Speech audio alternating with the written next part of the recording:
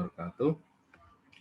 Selamat bergabung kembali dengan mata kuliah manajemen perubahan, dan khususnya pada hari ini, pada pertemuan kali ini kita akan membahas mengenai seeing is believing ataupun believing is seeing. Langsung saja kita buka slide-nya untuk bisa kita pahami bersama, kita dalami bersama.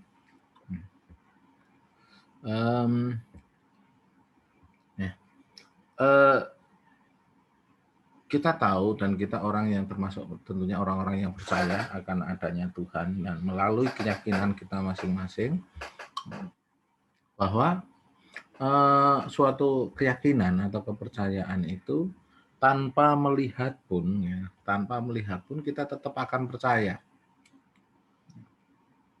Nah, dengan kepercayaan itu nantinya kita akan mampu melihat seperti apa? Melihat sesuatu yang bahwa pada masa mendatang itu akan ada terjadi sesuatu yang dijanjikan atas keyakinan kita.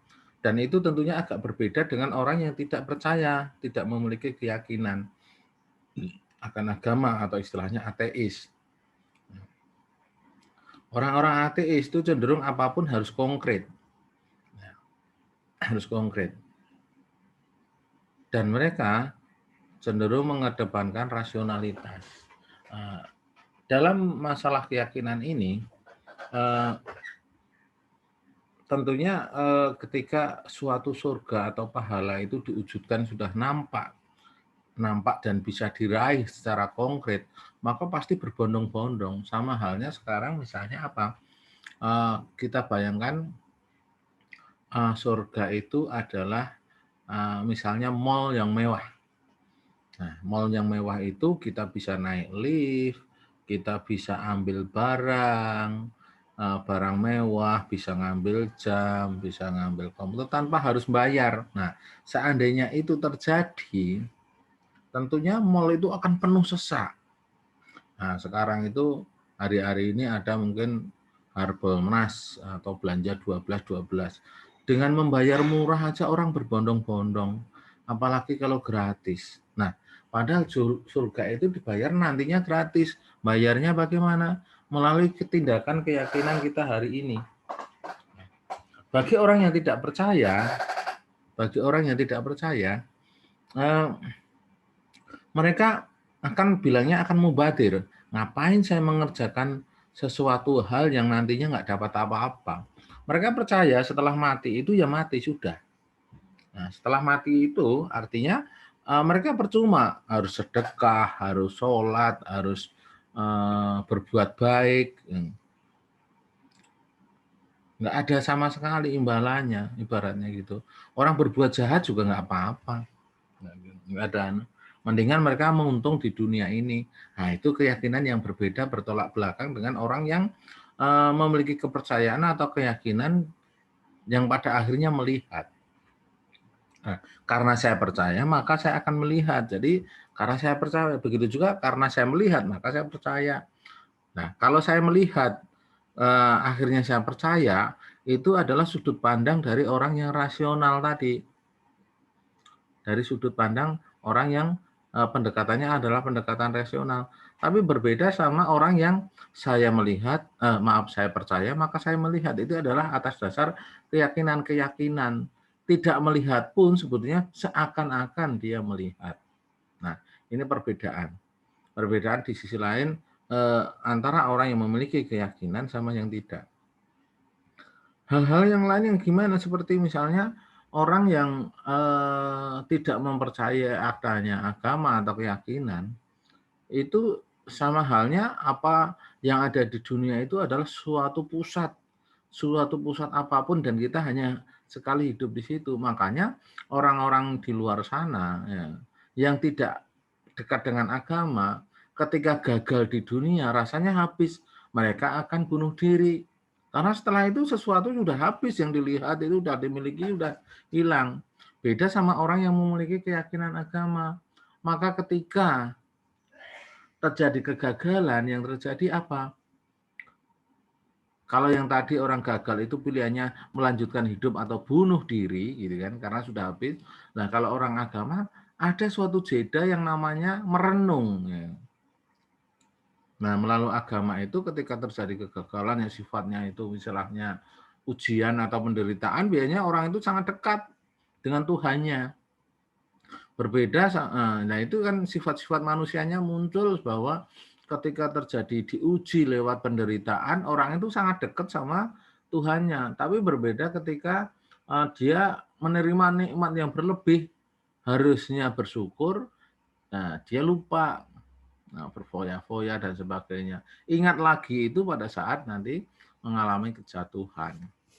Oke, seperti itu. Nah, dalam menjalankan suatu keyakinan pasti ada yang namanya komitmen, ya, komitmen. Karena dengan komitmen ini melalui sudut pandang keyakinan, kemudian ada komitmen itu mendorong ke perubahan. Anda termasuk misalnya yang kuliah ini pasti memiliki suatu keyakinan bahwa eh, orang yang secara umum sejahtera itu adalah orang yang berpendidikan. Kenapa berpendidikan? Karena dengan pendidikan itu adalah ketika bekerja pun dianggap terhormat, gajinya tinggi. Kalau gajinya tinggi atau pendapatannya tinggi, harapannya bagaimana? Pertama, bisa menabung yang banyak, logikanya seperti itu. Ataupun bisa belanja barang-barang yang mahal, kelihatan sejahtera. Nah, seperti itu. Nah, ketika kita bisa punya pendapatan yang banyak, makanya mestinya bisa lebih sejahtera, dan ketika sejahtera harus terusannya mestinya bahagia. Walaupun tidak selamanya seperti itu, tapi paling enggak ketika orang kuliah sudah mau menderita, mau prihatin, mau berusaha. Berbeda dengan orang yang tidak mengikuti langkah itu. Karena masa depan itu kita sama sekali nggak tahu. Nah, kita semua itu bisa berhasil kalau semua itu komitmen. Banyak orang yang kadang nggak komitmen itu apa? Mulutnya nggak bisa dipegang, sering berbohong. Nah, itu nggak bisa. Suksesnya itu hanya saat berhasil membohongi orang, tapi sebetulnya secara jangka panjang ya nggak bisa. Suatu saat mungkin Anda berteman sama teman Anda berhasil, pasti akan mencari orang yang dulu dianggap memiliki komitmen tinggi. Karena komitmen yang tinggi itu mendorong kepercayaan dan semangat kerja, menimbulkan motivasi. Nah, gitu. Tidak leda-lede. Tanpa adanya komitmen tidak mungkin ada pergerakan menuju perbaikan atau perubahan. Jadi untuk berubah gitu kan harus ada komitmen. Nah, Anda sekolah, Anda belajar itu sebetulnya bagian dari menjalankan komitmen menuju perbaikan. Perbaikan dari apa?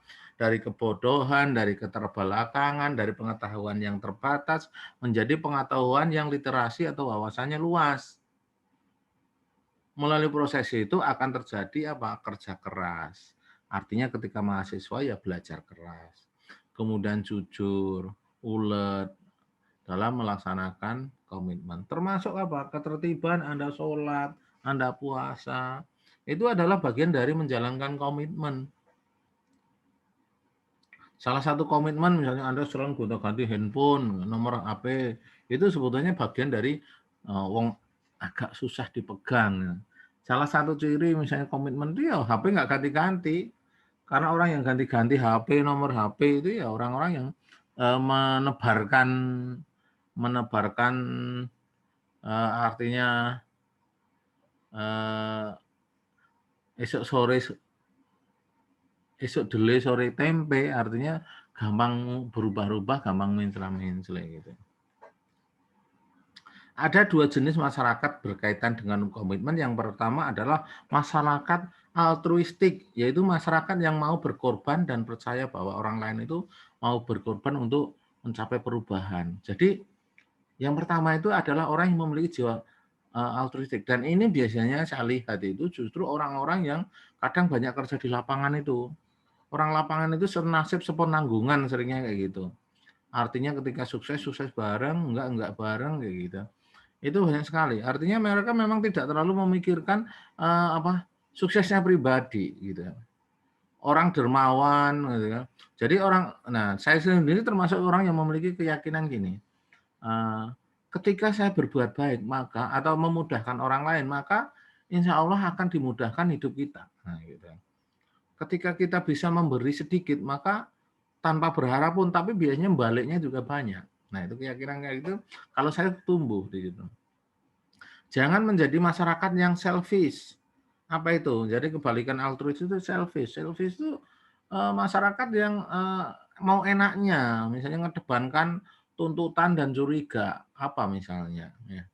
Jadi pada saat misalnya ada bantuan, gitu kan, di ke-RT-an itu biasanya satu paket. Jadi orang atau keluarga yang suka menuntut itu disuruh kerja bakti susah, ditariin sumbangan juga susah, merasa miskin kalau pada saat ada bantuan. Jadi kalau ada bantuan itu minta, termasuk bagian yang minta. Nggak dikasih, minta. Harus dapat jatah kalau ada bantuan. Merasa miskin, mau. Tapi ketika ada yang sifatnya mungkin cari keormasan, merasa kaya. Bahwa dia paling hebat, dia paling memberikan kontribusi sehingga mereka membutuhkan reward di muka. Jadi, nah gini. Jadi kesuksesan nanti Anda di suatu saat gitu ya, tidak terlepas apa yang Anda jalankan hari ini. Jangan pernah merasa berbuat baik itu kebanyakan. Jadi kalau belum ada kelihatannya, jadi kalau kepercayaan belum terlihat, kita belum akan dibayar berapa. Nah itu udah Anda udah nana gaji, itu sebenarnya indikator. Indikator itu sebenarnya kesuksesan Anda itu diukur dari situ toh.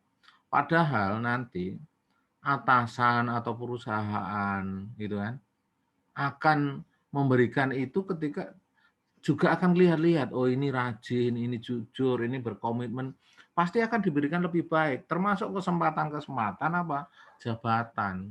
Ketika ada kejabatan itu pasti diberikan orang yang seperti itu, orang yang apa? Tidak terlalu menuntut di muka. Jadi tidak mereka kerja dengan ikhlas, kerja dengan dengan baik gitu.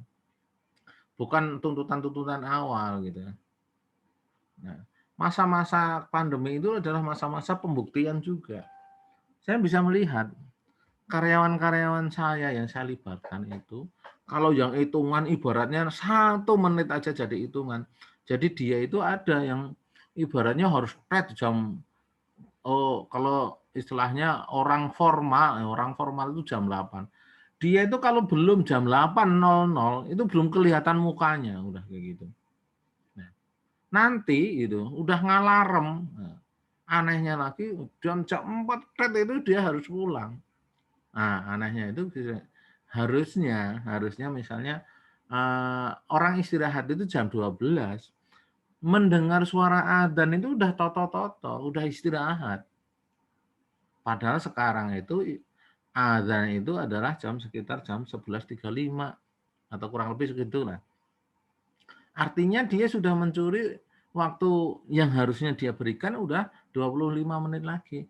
Logikanya kalau memang itu pertimbangan keyakinan adzan harus berhenti, harus sholat, maka secara enggak langsung kompensasinya dia harus memulai lagi jam 12.35. Nah, gitu. Tapi faktanya dia memulai lagi jam 1 lah. Hal-hal kayak gitu ternyata nanti membawa kehidupan berikutnya. Kehidupan berikutnya itu apa misalnya? Ternyata ketika ada kesempatan di situ ada usaha atau pekerjaan yang lebih baik tidak diberikan ke dia, diberikan orang yang tadi kayak hitungan. Di gampang ini ya pekerjaan tanggung ya tetap diselesaikan kayak gitu kan. Di diminta ya tidak misalnya datang jam jam misalnya atur secara konvensi yang disepakati misalnya jam 8 masuk dia jam 7.30 ataupun jam 8 kurang 10, jam 8 kurang 5 sudah mulai kerja. Gitu nggak perlu beban, ikhlas gitu. Nanti dengan sendirinya dia akan dipercaya. Nah, saya membuktikan itu juga. Walaupun dia senior, walaupun dia ini juga nggak apa ya, nggak nggak nggak mesti diperhitungkan. Mau muda mau apa kalau memang dipercaya bisa jadikan pimpinan gitu ya. Jadi ada 2 masyarakat yaitu altruistik yang memang mau berkorban ya. Jadi misalnya ada bencana, ada apa gitu kan.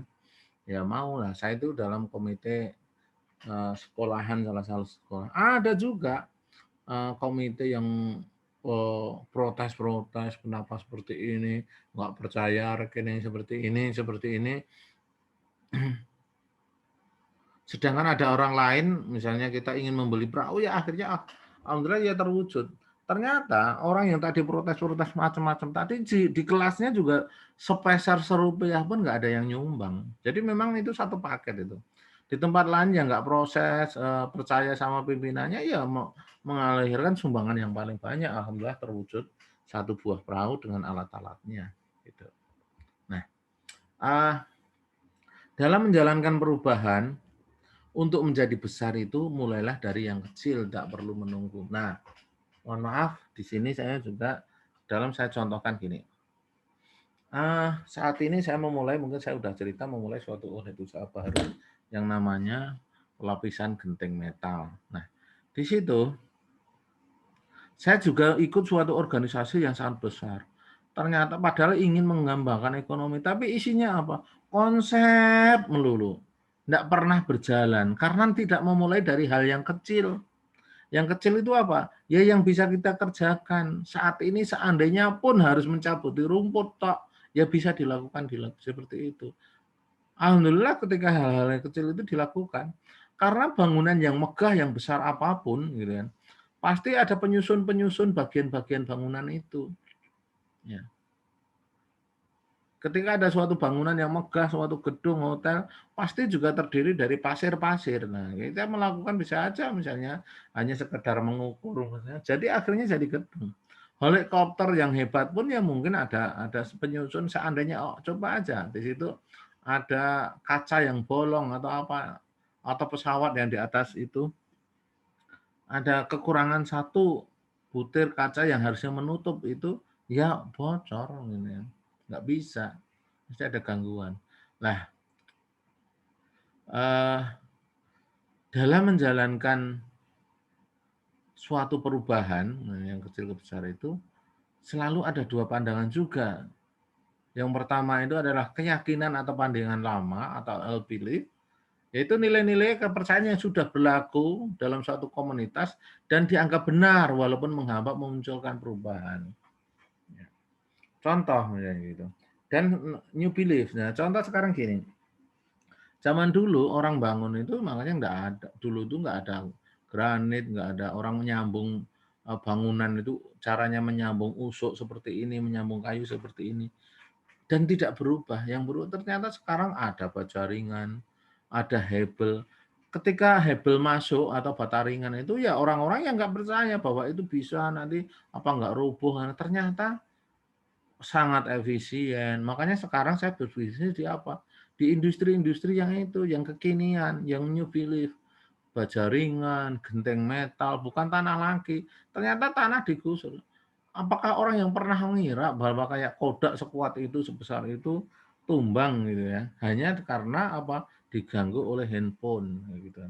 Tutup, sudah ratusan tahun perusahaan itu, tutup. Siapa yang nyangka kayak BlackBerry yang sekuat itu menguasai 70% pasar dunia tumbang gitu kan. Nah, gitu. Nah, adanya all belief dan new belief itu menciptakan perubahan. Nah, apa saja yang ada dalam kandungan itu? Yang pertama adanya keadaan normal, yaitu pandangan lama menyatakan bahwa yang normal itu adalah yang stabil, nah gitu kan. Nggak ada huru-hara. Kayak kemarin aja bisa gitu kan. Artinya apa? Orang lama itu nyapu dengan lidi gitu atau dengan sapu hijau. Wah enak ini nggak bising, santai, pelan, nggak akan nabrak-nabrak ke kaki meja. Tapi sekarang beda lagi, sudah divakum gitu kan. Nah gitu. Jadi pandangan new belief itu yang namanya normal itu bukan hanya yang stabil, tapi bisa jadi yang berubah terus-menerus. Justru itu new normal. Nah, sekarang istilahnya new normal sekarang dalam COVID itu ya apa? Sesuatu yang memang kondisinya tidak seperti dulu. Orang bepergian harus pakai masker, harus cuci tangan dan sebagainya. Kemudian adanya karena resistensi perubahan. Ya. Percayaan lama perubahan itu akan membawa hal-hal dampak yang buruk. Nah, suatu tanda adanya keyakinan yang baru mesti ada suatu hal yang disebut dengan wake up call. Jadi panggilan untuk bangun tidur. Kemudian yang berikutnya adalah waktu yang berubah. Pandangan lama itu mengatakan bahwa itu nunggu perubahan biar biar perubahan itu nampak di depan mata gitu kan. Tidak perlu usaha-usaha. Nah, ya dulu kita selalu pakai kayu bakar, hutan dihabisin, toh nggak ada banjir. Tapi baru ketika hujan banjir, banjir. Nah, kemudian gerakan perubahan di negara yang kuat, pemerintahan yang kuat itu terkendali. Tapi kalau negara-negara yang tidak kuat itu ya atau yang kuat tadi bergerak linear. Tapi kalau negara yang pemerintahan yang tidak kuat itu sirkular atau juga istilahnya turbulence gitu yang bergerak acak. Kemudian adanya peranan formal di situ uh, menjadi role model. Kalau pimpinannya itu yang itu tidak bergerak juga nggak diikuti karena dianggap pemimpin yang formal. Kemudian peranan pengikut dalam era pemilihan formal seperti Romawi, para pengikut itu tidak punya banyak suara. Makanya di Indonesia itu kebanyakan karena figur, bukan karena sistem. Jadi ketika ada SBY karena figur itu ya berguduk semua, ibaratnya kursi kosong aja menang gitu ada. Nah, sekarang terus ada Jokowi. Nah setelah Jokowi nggak tahu. Nah, yang jelas menurut saya bukan semata-mata partai, tapi karena seandainya pun ada partai kecil dan modelnya itu dia dipercaya orang bisa. Kayak Anies gitu kan. Anies itu dulu pada saat survei sama sekali nggak ada suaranya, tapi kebetulan terus bergerak akhirnya menang. Jadi all belief itu akan menjadi penghalang atau batu sandungan atau memberikan daya tekan resisten kalau di dalamnya bagannya Lewin itu menjadi daya penekan ya terhadap new belief untuk selalu berubah. Jadi new belief itu memang harus ditekankan pelan-pelan, tidak bisa langsung serta merta karena serta merta sendiri adalah suatu revolusi. Jadi perlu didiskusikan, perlu eh, diintroduksi atau dikenalkan sehingga menimbulkan kesadaran baru. Nah, jangan terperangkap pada masa lalu. Jadi perlu ada suatu strategi change untuk bisa bergerak ke masa depan. Ya. Lah, sebagaimana pada pertemuan-pertemuan sebelumnya, untuk bisa berubah itu harus kita bisa menunjukkan kontras. Kontras itu apa? Hitam dan putih. Ya. Kemudian kita bagaimana untuk bisa melihat kontras kemarin sudah dibahas, kita harus mungkin sekali waktu ya, termasuk piknik. Jangan bicara terlalu kompleks, muter-muter muluk. Jadi pisahkan ya. Jadi perbedaannya nyata. Sederhana harus menunjukkan. Artinya apa?